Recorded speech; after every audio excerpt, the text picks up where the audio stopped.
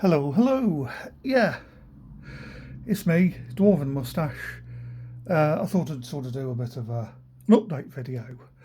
Uh, yeah, I've just done a couple of. I've filmed. This is the third video I'm sort of filming in, a bit of an after day of an after day, an afternoon of filming. Yeah, it's been quite warm. My sinuses have been playing up a little bit. Uh, for some reason it started making me a bit tongue tied, and I hope it's not picked up in too badly in the other videos, like with the traffic noise and stuff. So yeah, uh, just quick. I've done a bit of a regiment showcase of these guys because they're basically finished.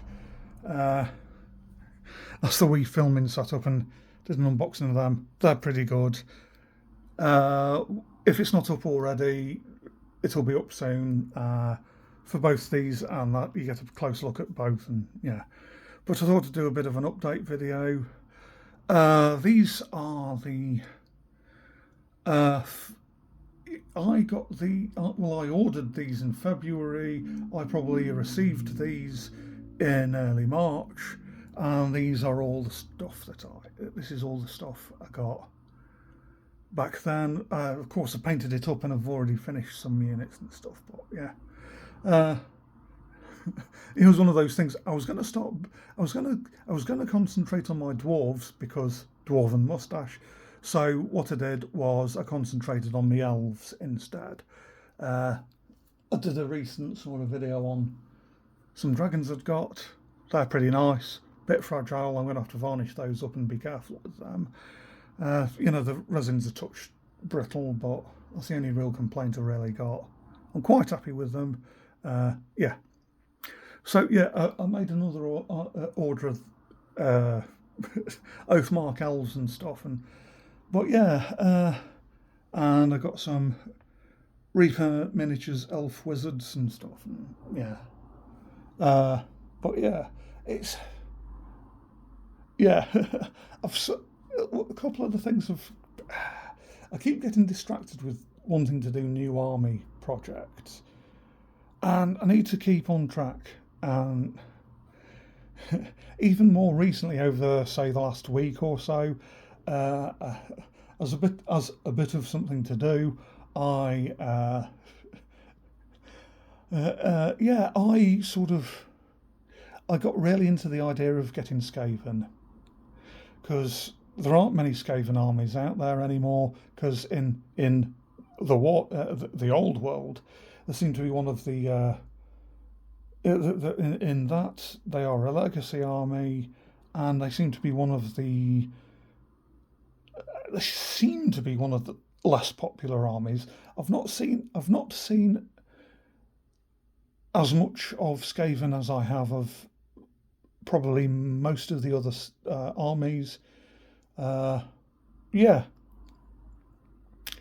and then shortly after I thought that, Film Deg did an interview with Andy Chambers about his Skaven army from way back when he was, we're talking early '90s or something, and he was rummaging, and it was sort of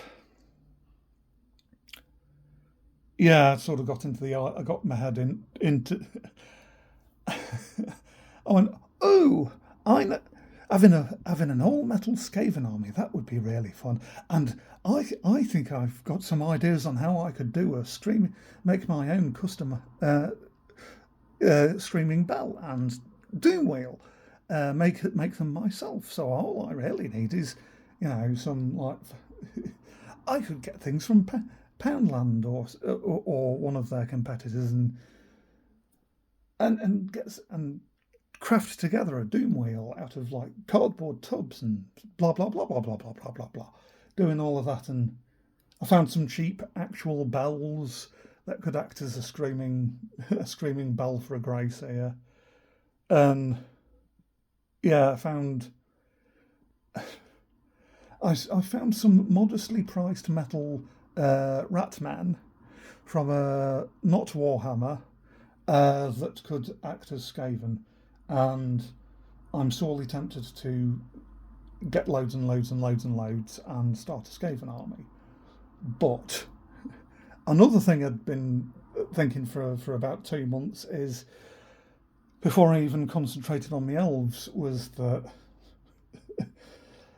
I'm a big fan of Michael Moorcock. I've already got the beginnings of a Melnibonéan army. More elves, but done up in a certain scheme. But I'd sort of got in. It's like a bit of a mind exercise. You start looking at things and seeing how viable things are and stuff. And it's yeah. I kept hearing references to the old Tigers of Pantang range that Citadel did in the early mid 80s, when they could license out the stuff from when they had the license for Michael Moorcock's stuff.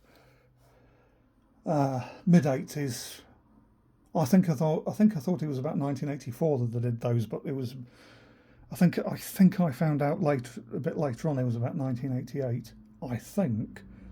But yeah, and it was sort of, someone was talking about them and the Cathay release, and it got me head going about Pantang Army, and then I found some. They were on about using uh, medieval models from one of the medieval Chinese dynasty ranges, and I think I'd seen some Hung and Tang dynasty. I think I've got those right. Chinese medieval Chinese metals and stuff, and it's just yeah, because it's like yeah, and it's sort of, I've seen one, and it's yeah. The company name would be a bit of a suitable pun as well if I'm doing a Panatang army. But yeah, it's like, I'd also been looking at the Dorian Hawkmoon series and going, ooh, Grand Breton, and I can do fire lancers with that, and getting some Eldar Star Lancers or something, fusion guns or something, from Eldar or something. Put them on medieval knights or something. Or I could do a Kartmar army and do squeaky clean knights, and then they've got battle flamingos, and they ride into battle. And it's like, Tom, stop it, you're getting overexcited. Yeah. But, yeah, one of the things because let me stand up. Here we go, because I'll just show you. Because I've done a thing with this lot. See a previous video on this lot. I'm wanting to. I've now got the Warhammer Renaissance rule books, and I'm going in. I'd skim read the rules a few times before. It's time to learn them properly and actually sort of make a proper attempt at taking these down and playing these as, say, Chaos Warriors or something. But yeah, so I need to sort of concentrate on actually doing that, organising all of that. And one thing I meant to do sort of as of a couple of months ago as well is it's these guys, green with yellow robes. Those are grotto bogies. You got some. The orcs are Stalu. You got some Norlock, Ratman, Gnome. I think those are mainly other. Those are mainly other goblins, and mixed in with these, you've also got winged villain guy, and then you've got a load of gnomes here, and you've got a cave troll. And what I'd really wanted to do is, these are dragons I need to finish off, and my Gnomish Legion, they're going to be expanded again soonish. But one of the things I really wanted to do is Thunder under Mount Silence. I know the rules. It's just trying to get a proper. It's one of the main things that I need to sort of do is get organise an actual home playing space. So this is sort of it's another part in the whole sort of organising a hobby space series, I suppose, with this, because it's yeah, I need to do that. It's I think, and I'm not necessarily sure what the best way to go about doing it. I think if I got like a big giant piece of board, one or two bits of board, and then I can just wait, we go in, do my not Melniboneans, other stuff. There's them again.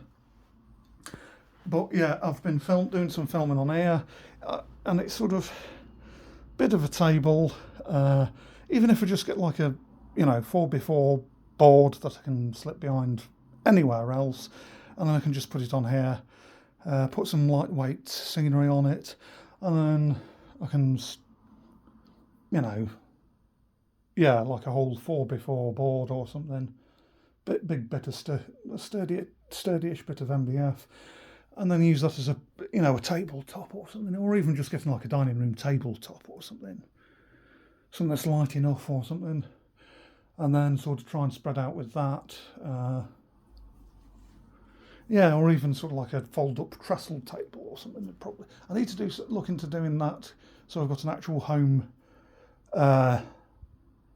playing space, and then I can use these green rolled out basin bits.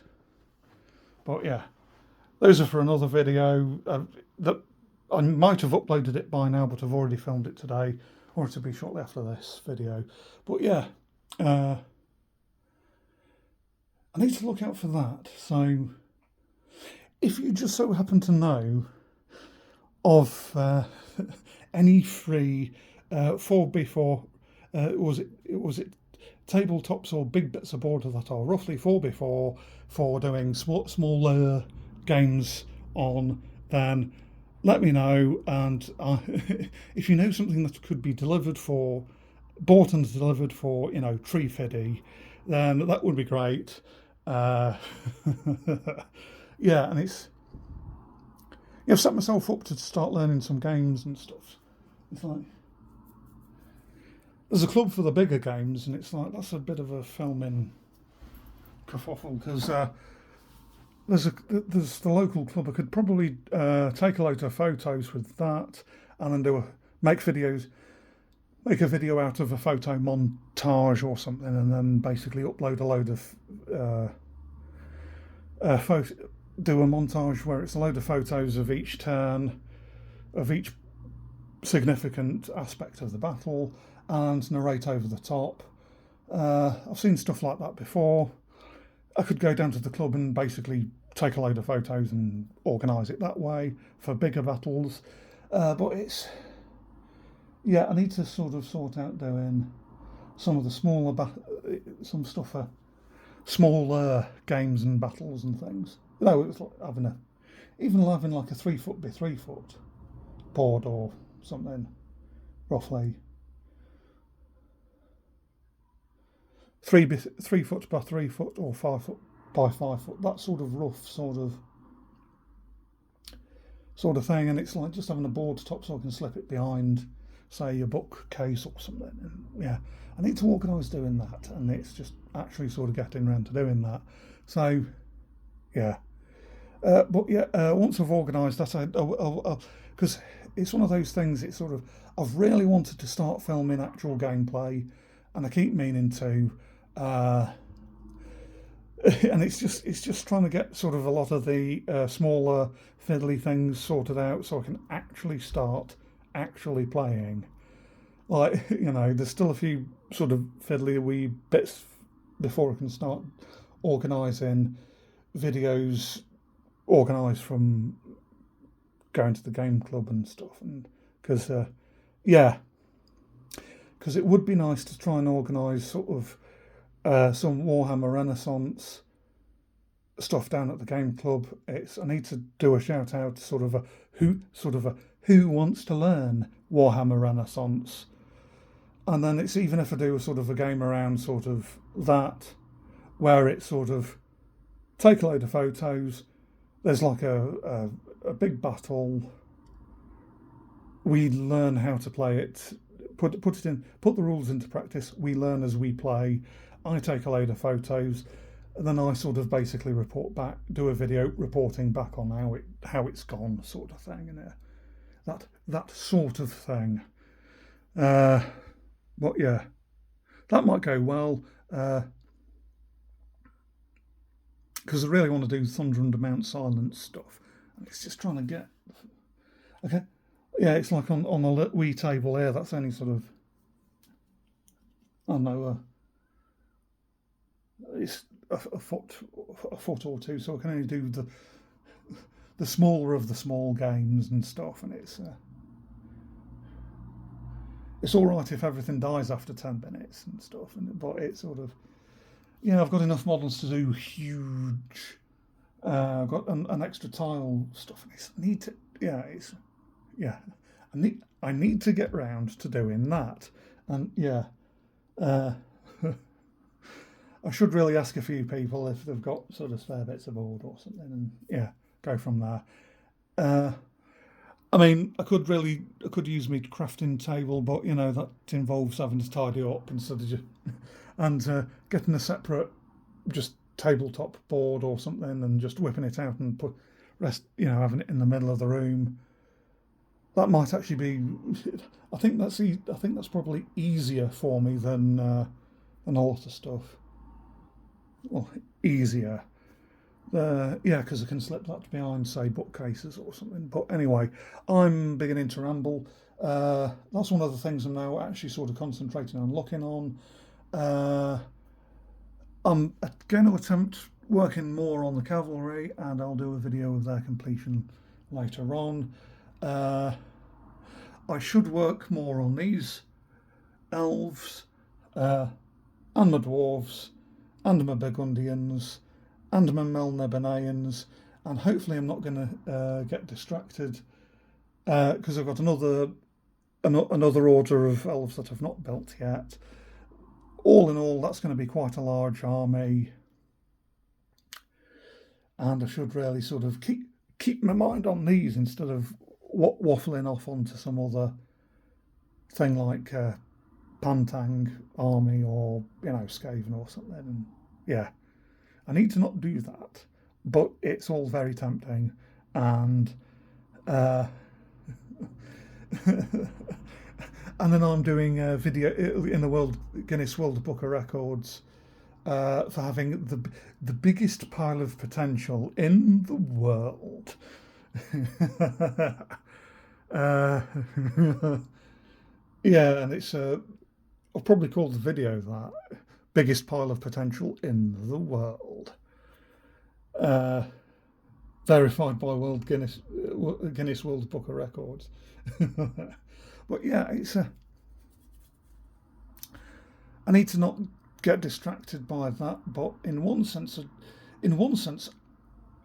I do sort of really like a lot of the metal models.